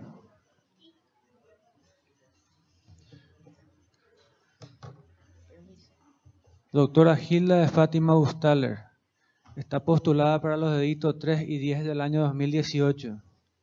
Tiene 61 años de edad, nacida el 7 de enero de 1957. Egresada a la Universidad Católica Nuestra Señora de la Asunción, doctora en Ciencias Jurídicas en la Universidad Nacional de Asunción con la calificación cum laude. Ejercicio de la profesión por 37 años. Titular del Estudio Jurídico Bustaler. Asistente, Asesoría Moreno Valero España, 6 meses. Ejerció la docencia en la Universidad Nacional de Asunción por 20 años. En la Universidad Católica Nuestra Señora de la Asunción, 12 años. Universidad Tecnológica Intercontinental. Tiene publicaciones, disertaciones y exposición. Buen día, doctora Hilda Bustaler. Muy buenos días, señor presidente del Consejo, señores consejeros. Tiene 10 minutos para exponer sobre los ejes temáticos. Ahí está el funcionario Voy a Ignacio pedir, sí, gracias. que le va a estar indicando el tiempo. Muchas gracias. Adelante, doctora. Excelentísimo Tribunal de Honor, queridos profesores, alumnos, parientes, mis hijos, señoras, señores. Quiero aclarar que allá por los años 80, en época de la dictadura, comenzaba mi batallar por el Poder Judicial en el llamado Tribunal I. Quiero aclarar, porque no figuró en mi currículo, que ya en la época de los 80, en mi discurso de mejor egresada de la Facultad de Derecho de la Universidad Católica, con término medio general 5, me comprometía ante la sociedad, ante Dios y la patria, a ser fiel cumplidora de la Constitución Nacional y las leyes. Muy conocida para los jóvenes, realmente son muy jóvenes los consejeros y no conocen mi trayectoria de vida, pero creo que sí mis profesores, que ya en la época de los 80, como abogada pasillera por opción, abogada litigante, después de estar 3 años como gran numeraria, me dediqué en lleno al área penal en una época en que era prácticamente privado a los hombres el área penal. Éramos, creo, 2 o 3 mujeres las que estábamos por aquellos pasillos tenebrosos del Tribunal I, litigando con todo lo que conlleva a una mujer joven, lo que son los acosos, etcétera, etcétera. Sin embargo, logrando y siendo conocida en aquel entonces, modestia aparte, por conseguir sentencias modificatorias de primera y segunda instancia en la Corte Suprema de Justicia. Hablo en la época del doctor Morales, doctor Luis María Argaña, en la época del profesor Sapena Brugada, que recuerdo que en los pasillos me alentó en una oportunidad por allá por el año 92, cuando un gremio de profesionales de la salud hizo un levantamiento contra mi persona porque se consiguió por primera vez en la historia la privación de libertad de 2 galenos, lo que me valió, entre paréntesis, que estudiara cómo defender también a los profesionales de la salud, quienes están muy desamparado. Yendo al tema, creo que es muy corto el tiempo que tenemos para poder exponer todo lo que uno pudiera proponer en caso de ser ministro de Corte Suprema de Justicia. Ya en el año 94 preparaba mi tesis doctoral con el afán de que en algún momento de mi vida, como coronación de mi carrera, fuera ministro de Corte Suprema de Justicia. Así en el año 95 obtuve mi doctorado y luego fui capacitándome en el día a día con la cátedra y con los procesos judiciales. Aclaro desde un inicio que mi compromiso personal para el caso de ocupar el cargo de ministra de Corte Suprema de Justicia es el de la honestidad, transparencia, celeridad, fiel cumplimiento de la Constitución Nacional, idoneidad, templanza para casos conflictivos y mi carácter implacable y sin que me tiemble la lapicera en momentos que correspondan. Propuestas. Es muy difícil para ocupar un cuerpo colegiado decir que voy a proponer tal o cual cosa y se va a cumplir. Ya sea por el diálogo, ya sea por las conversaciones, se pueden realmente hacer propuestas y tratar de llegar, porque nosotros los que estamos yo en mi caso 37 años de profesión, tenemos mucho que proponer en este momento en que el Estado Social de Derecho prácticamente tiene un quiebre en el que el poder más debilitado es el Poder Judicial. Yo considero que esto es un SOS para toda la justicia, para todo el Poder Judicial independiente. ¿Por qué? Porque es el Poder Judicial el único, y la Corte Suprema de Justicia como órgano rector, el único que puede interpretar y aplicar la Constitución Nacional. Estamos en un momento en que cualquier poder del Estado interpreta la Constitución Nacional a su antojo. El Poder Ejecutivo, el Legislativo, un legislador dice que no se debe cumplir una sentencia judicial. Tenemos que revisar qué pasa en casa. Eso no está bien. La Corte, las resoluciones judiciales son las que deben de ser cumplidas. Dura es lex, lex ex. Por más dura que sea una ley, no podemos estar siendo criticados constantemente como está ocurriendo en este momento con este caso político que tuvimos con el Parlamento. Yo considero, y voy a proponer en caso de llegar a la Corte Suprema de Justicia, en primer lugar, la creación de un departamento de investigación científica dependiente del Departamento de Investigación Jurídica creada por la Corte Suprema de Justicia por acordada del año 2014. ¿Para qué? Como tenemos una Constitución Nacional superpoblada de leyes, la misma Constitución Nacional tiene muchas oscuridades, tiene muchos artículos no reglamentados, lo cual hace que ante el despropósito del Congreso, que no está creando leyes para reglamentar los artículos que deben ser reglados, la Corte Suprema de Justicia y los magistrados inferiores no pueden excusarse ante una petición de un justiciable a decir no a una petición X. En ese sentido, yo creo que es muy importante en este tema de los asuntos constitucionales que esta investigación, este departamento de investigación científica, tenga consultores, como por ejemplo las mismas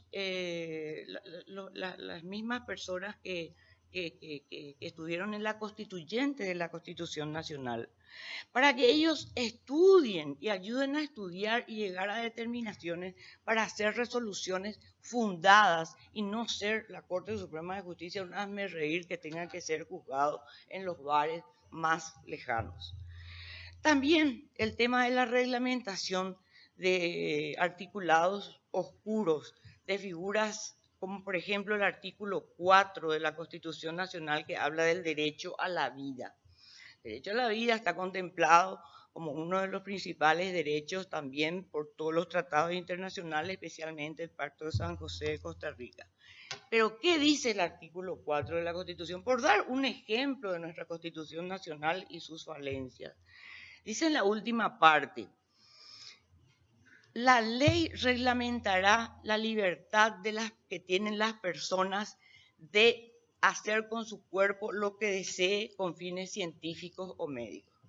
Peligrosísimo este artículo de la Constitución Nacional, no reglamentado. ¿Por qué? Porque estamos en un momento en que se está debatiendo temas sobre la vida, especialmente el aborto, la eutanasia, la ayuda al suicidio. Vientres de alquiler, operaciones quirúrgicas que restablecen el sexo, que no están legisladas, lo que no está prohibido no está permitido, puede haber un caos. Me van a decir que este artículo 4 quiso decir de que era con posterioridad a la muerte, que puede decidir, no. La Constitución es clarita, toda persona tiene la libertad de hacer de su cuerpo lo que sea con fines científicos o médicos. Se presenta ante mi estudio jurídico una persona voy a tratar de redondear, ya tengo 2 minutos, voy a hablar después del tema. Lo único que digo con relación a este artículo 4, que se puede plantear la eutanasia ante la justicia, un pedido de eutanasia muy peligroso, y pregunto, ¿yo está preparado el Poder Judicial para una respuesta? No. Con relación a la Corte Suprema de Justicia, yo considero que debe disminuir la cantidad de relatores. El ejército de relatores que existe en el Poder Judicial no dio resultado, sigue la problemática de la mora judicial. También el tema de los juramentos y visitas carcelarias, por más que las visitas carcelarias son de órgano constitucional, podrían derivarse a otras instancias o al juez de ejecución, para que no tengan que trasladarse los ministros de la Corte Suprema de Justicia, porque es muchísimo tiempo lo que están perdiendo en ese sentido. El tratamiento debido a los profesionales litigantes. el maltrato, aparte el maltrato que estamos siendo nosotros los abogados objetos por funcionarios inferiores, la mora judicial, expedientes informáticos. Esto es toda una problemática. Yo estoy a favor de los expedientes informáticos, pero ¿qué pasa? El pobre profesional litigante tiene que dividir los expedientes que son informatizados y los que están con los papeles. Es decir, es muy importante la aplicación para evitar mora, pero no está funcionando y eso también es una propuesta que debo mencionar, que pediré. Los funcionarios antiguos. Los funcionarios antiguos deben ser mirados. Se está queriendo implementar la carrera judicial, pero yo veo día a día funcionarios que están con mucha cantidad de capacitación, escuela judicial, incluso doctor en Derecho, que fue ternado por el Consejo de la Magistratura y nunca pudo salir de su eternizado puesto de actuario. Entonces yo creo que la Corte Suprema de Justicia tiene que ver esos currículums y dejar de hacer audiencias también, entre paréntesis, con los ternados. Para eso ya está el Consejo de la Magistratura, que envía los currículums de cada persona. Y repito, se debe de tener en cuenta la capacidad, la honestidad del funcionario antiguo. Yo conozco a muchos funcionarios, le estoy hablando de cuántas cortes, del 80, que están eternizados como actuarios. También desearía que los ministros de la Corte se paseen un poco por los pasillos, como lo veíamos al doctor Pucheta, al doctor Argaña, al doctor Zapena, que me daba fuerza cuando una turba se iba en mi contra, y a otros señores ministros de la Corte. Es importante que vean y estén por los pasillos. Perdón, doctora, por favor, si podemos ir redondeando, Sí, en honor al tiempo. Sí, estos puntos. Bueno, lo último es una petición al Consejo. Creo que es la brillante oportunidad de lucirse el Consejo de la Magistratura, de nombrar a candidatos por idoneidad y capacidad. Totalmente estoy en desacuerdo de que se nombren a personas digitadas en pos de una independencia del Poder Judicial. Muchas gracias. Muchas gracias, doctora. Tienen la palabra los miembros del Tribunal de Honor.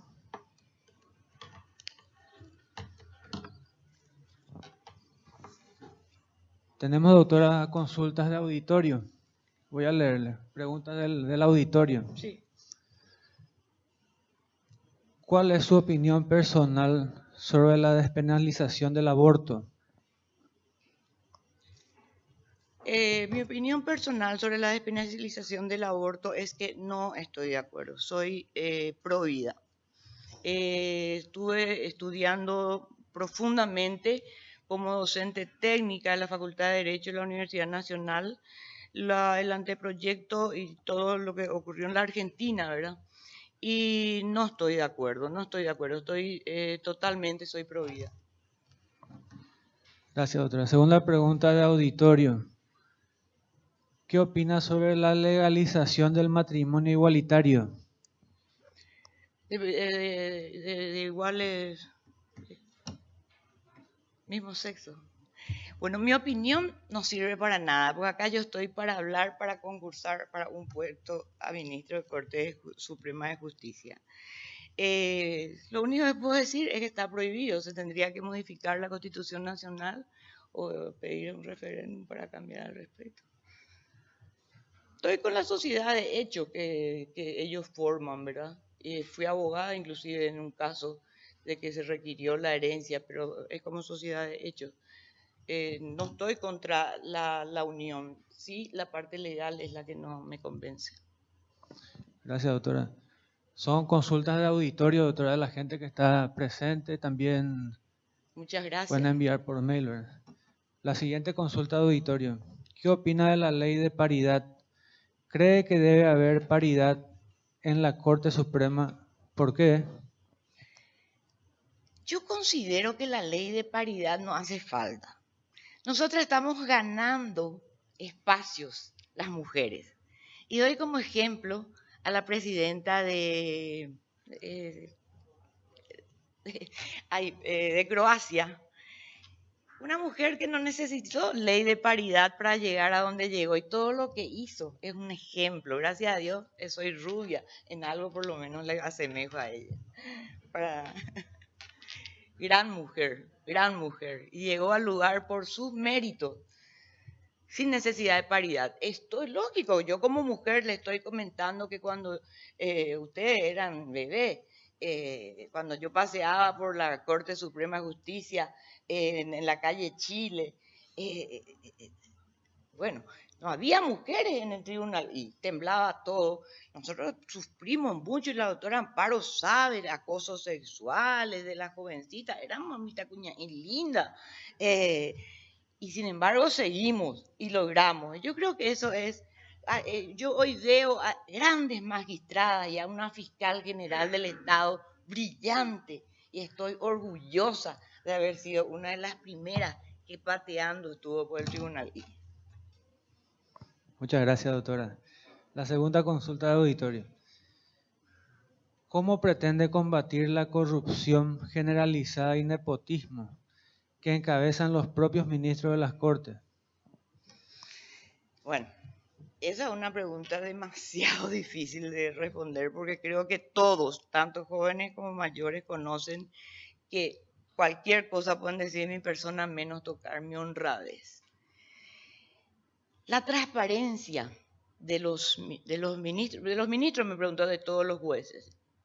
La transparencia es muy importante porque en este momento se habla en todas las instancias de que existe un precio. La justicia tiene precio. A mí nunca me han pedido dinero, sinceramente le digo, pero a mis hijos, a uno de mis hijos, porque mi hija es funcionaria judicial, sí ya ha tenido casos en donde le han planteado ciertas situaciones para entrar en el andamiaje del Poder Judicial. Tengo muchísimos amigos, todos nos conocemos en el Poder Judicial porque soy pasillera. No angullé tribunal, como dijo Apleyer, pasillera.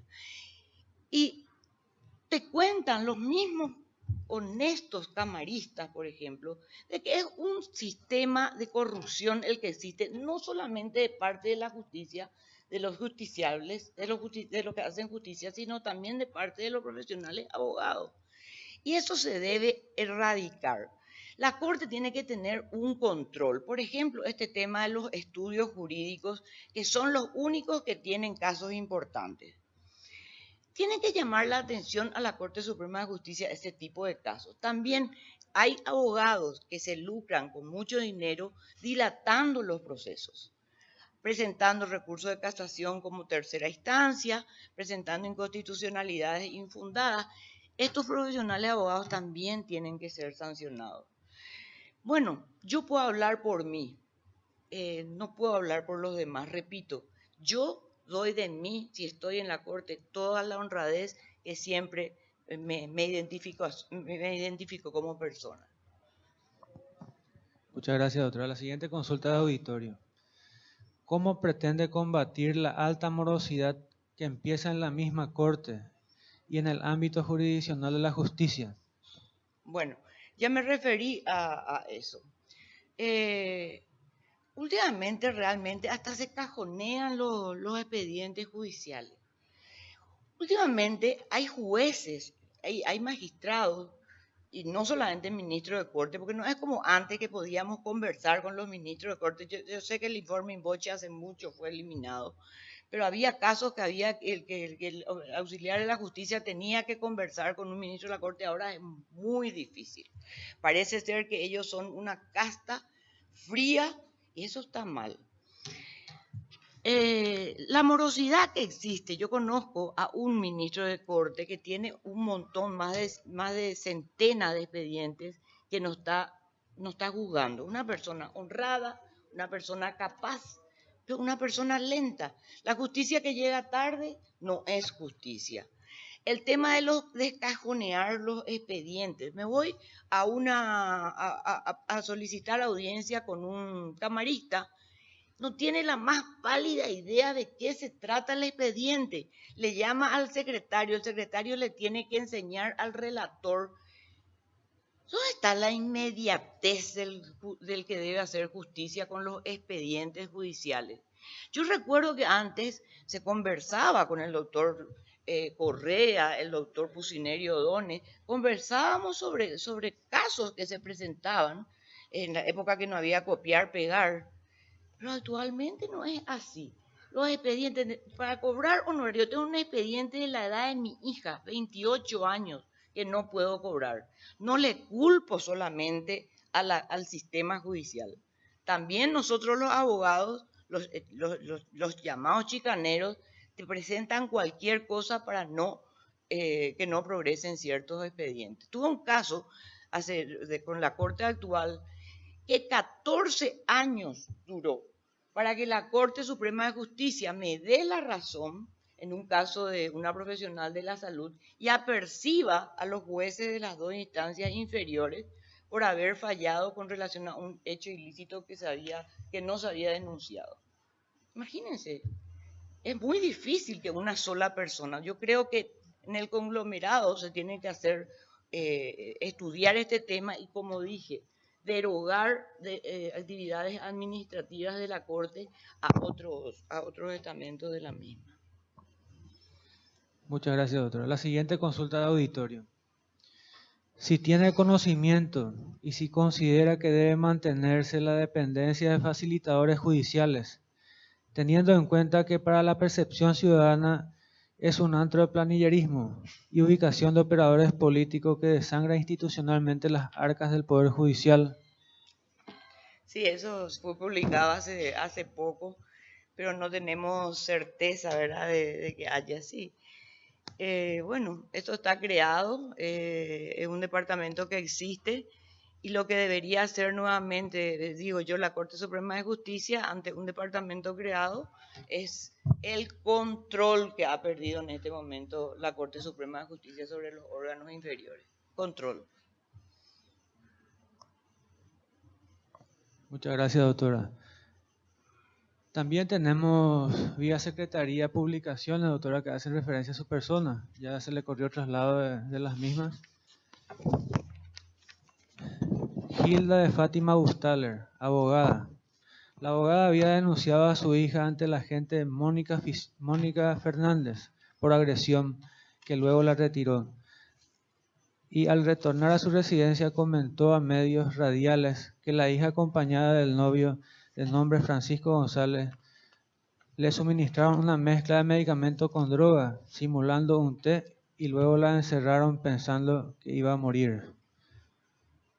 Esa es la crónica de la publicación, doctora, si puede referirse. Esa fue una publicación que apareció en Google. Es falsa, de falsedad absoluta. Ya había manifestado eso. Lastimosamente la fiscal Mónica Fernández falleció, es mi testigo. No pude querellar al periodista que hizo la creación de este cuento porque se haya radicado en Chile, pero ya se ha tomado las medidas pertinentes y consta en mi celular como prueba, ¿verdad?, de que se ha recurrido a Google Argentina y a Google de la Unión Europea, porque no tenemos en Paraguay, utilizando el derecho al olvido con relación, estando de acuerdo con el derecho al olvido solamente en cuestiones que tocan a la honorabilidad de las personas sin fundamentación, como es mi caso. Ya está solicitado, pero no está todavía, no tengo todavía una respuesta de Google por el trámite burocrático que más de 800, un mexicano consiguió borrar más de 800 páginas con una acción de derecho al olvido contra la comunicadora Google. Muchas gracias, doctora. Tienen la palabra los miembros del tribunal, los miembros del Consejo de la Magistratura. Doctor. Doctor Carlos Cabrera. Permiso. Sí, doctora. Buenos días, doctora. Usted estaba hablando de la parte del derecho a la vida y me da la impresión que se quiso explayar con respecto a la parte de eutanasia o a la ayuda al fallecimiento. ¿Cuál es su opinión al respecto, doctora? Bueno, mi preocupación es la que yo estoy dando como estudiante del tema, porque mi tesis doctoral realmente se basó en todo lo que es lo médico legal, es el tan discutido tema de la eutanasia. El artículo 4, como vuelvo a repetir, da esa posibilidad a que un abogado van a decir, ¿por qué no planteaste cuando se te pidió ese pedido? Un enfermo terminal con total capacidad mental, con diagnóstico de vida de 6 meses, se presenta y se pide a la justicia la aplicación de la eutanasia en virtud al artículo 4 de la Constitución Nacional, que está por encima del Código Penal, que tipifica en su artículo 6 la penalización a la eutanasia. Como yo soy pro vida, en las 3 oportunidades que me tocó, he recurrido y he dado mi recomendación de que se utilice lo dispuesto por el artículo 6 de la Constitución Nacional, es decir, solicitar a las correspondientes unidades sanitarias que se apliquen los cuidados paliativos que corresponden para esos enfermos terminales. Mundialmente, la eutanasia está siendo discutida. Holanda, Países Bajos, Colombia, en Sudamérica, ya tienen una legislación para la eutanasia. Y nos vamos más lejos. Ya se está utilizando la figura de ayuda al suicidio, al que tampoco estoy... A tal punto de que en Suiza existen asociaciones como Exit, Dignitas, en las que uno se asocian y pueden peticionar lo que te produce, lo que luego te va a producir la muerte en un momento efectivo. O sea, la eutanasia es cuando una persona le aplica la muerte a otra en un estado terminal, en un estado con 6 meses de vida aproximadamente, es decir, según los protocolos que tengan cada país. Y la ayuda al suicidio no actúa un tercero, sino que el tercero, en este caso asociaciones como existen en Suiza, son los que proporcionan la medicación, como sucedió con este australiano de 104 años que viajó a Suiza para morir. Le dan la sustancia para que produzca la misma persona su muerte. Esas son figuras nuevas, pero se viene. En Chile ya hubo una discusión muy grande. Se le pidió a la presidenta Bachelet, una jovencita que luego murió. Y esto viene desde el año de los 70, porque el primer caso que conocemos es el de Karen Ann Kinlan. ¿Y quién falló en todos los casos antes de que se legalice la eutanasia y el aborto? La justicia. No estamos preparados, señores. Doctora, ¿hay una diferenciación entre persona pública y persona privada cuando uno llega a un cargo público? No entiendo. ¿Diferencia entre Sí, claro, hay personas que, por ejemplo, dicen, yo voy a hablar como Carlos Cabrera, no voy a hablar como miembro del Consejo de la Magistratura, y dicen, no, esto corresponde a mi ámbito privado y no al ámbito público. ¿Existe una diferenciación entre una cosa y otra cuando uno accede a un cargo de tanta trascendencia? No. Yo creo que se mezcla bastante la actuación personal de una persona cuando accede a un cargo muy importante, como en este caso el de la Corte Suprema de Justicia. No podemos decir, bueno, yo voy a hablar hoy como Gilda Hurtale y bla, bla, bla, y mañana la señora Gilda Hurtale habla como magistrado. No. Al ocupar un cargo público de tanta trascendencia, es una la persona, el yo y el cargo.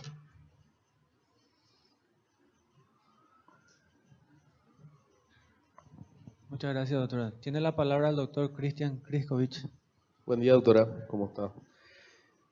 En cuanto a la transparencia, que se habla mucho hoy, y la transparencia dentro del Poder Judicial,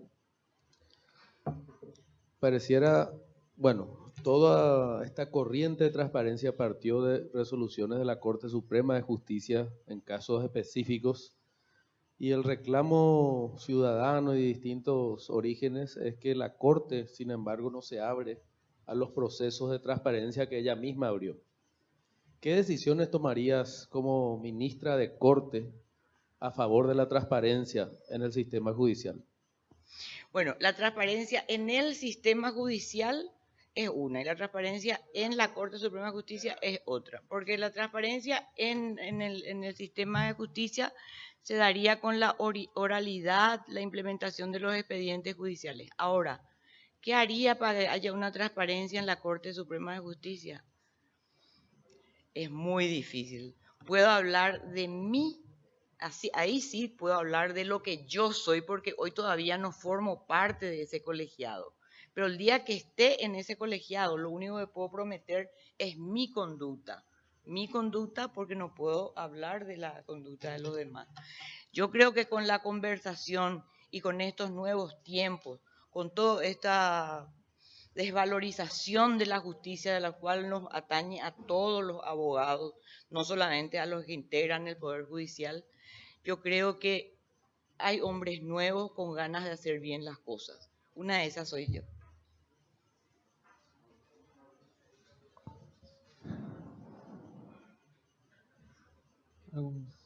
Muchas gracias, doctora. Yo después escuchándole hablar a la doctora. Por favor, doctora, adelante. Doctora, hay un tema que tuvo mucha difusión en estos últimos días, el de la donación de órganos, que tiene alguna relación también, donación de órganos. Sí, ¿qué considera usted sobre el punto como en la legislación argentina actualmente se tiende a que todos están obligados prácticamente a donar sus órganos, salvo manifestación expresa de la persona? Ya no es la familia, ya, sino que todos los... Ahí está el derecho. ¿Qué opinión le merece? Porque podría salvar realmente muchísima gente. A muchísima gente, porque son varios los órganos, no solamente es un corazón. Ya decía Christian Barnard allá, el sudafricano que hizo el primer trasplante de corazón, que es muy importante la donación de órganos. Yo no sé si cabría en Paraguay en este momento, porque somos todavía una cultura que no estamos preparadas a hacer como obligatorio. Pero sí yo propongo que exista una forma de que la gente se vaya dando cuenta de la importancia que es donar órganos. Por ejemplo, ahora se está implementando, por dar un ejemplo, no tiene nada que ver, pero voy a tocar, en Europa ya no se hacen entierros así como cuerpos, se hacen la cremación, que entre paréntesis yo misma he pedido que cuando mi cuerpo se vaya, mi espíritu se termine, me quiten los órganos y luego se creme, ¿verdad? O sea, esas son pequeñas, ¿cómo diría? Son ideas que se deben ir implementando en la población, porque es tan importante. Recuerdo que me decía un profesional de la salud que si se llega a legalizar la donación de órganos en nuestro país, sería de gran importancia, pero va a tener una contraprestación malísima, o sea, no el 50% de la población va a estar en contra, porque todavía estamos para hacer una autopsia en un caso de homicidio, por ejemplo, lo difícil que es conseguir con la familia.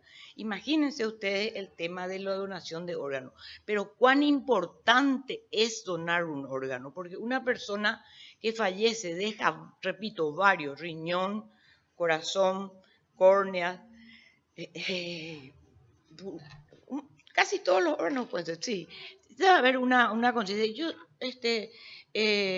con relación a lo que me había preguntado el señor consejero, olvidé decir de que lastimosamente en nuestro país, en el tema de salud, está muy desprotegido, faltándose a lo que dice la propia Constitución Nacional con relación al derecho a la salud y el artículo 6 del derecho a cuidar de los enfermos terminales. Leíamos la otra vez de que el Hospital de Clínicas podía atender simplemente la quimioterapia del 20% de los enfermos oncológicos. Y luego decía el doctor Ferreira que apenas pudieron comprar medicamentos vencidos. ¿Ustedes saben lo que es eso? Digo en forma responsable lo que estoy diciendo. Ustedes saben lo que es la obligación del Estado del cumplimiento del artículo 6 de la Constitución Nacional es urgente. En el interior ni conocen lo que es cuidado paliativo. No saben, desconocen. Creo que tenemos 50 camas para ese tipo y se nos viene, repito, se nos viene y hay muchos casos que actualmente médicos me lo han dicho, de que la eutanasia pasiva, es decir, quitar el respirador, se hace. Muchas gracias, doctora. Con esto damos por terminada su participación en este...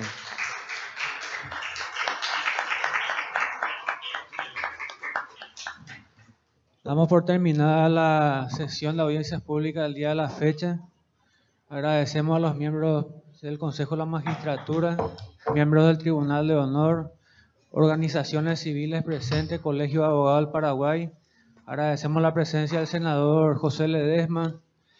Agradecemos también el apoyo por la transmisión en vivo de TV Cámara, Paraguay TV, Radio Cámara, Radio Nacional del Paraguay, de todos los miembros de prensa presentes, como así también la plataforma digital de la página del Consejo de la Magistratura. El día de mañana, a partir de las 9 horas,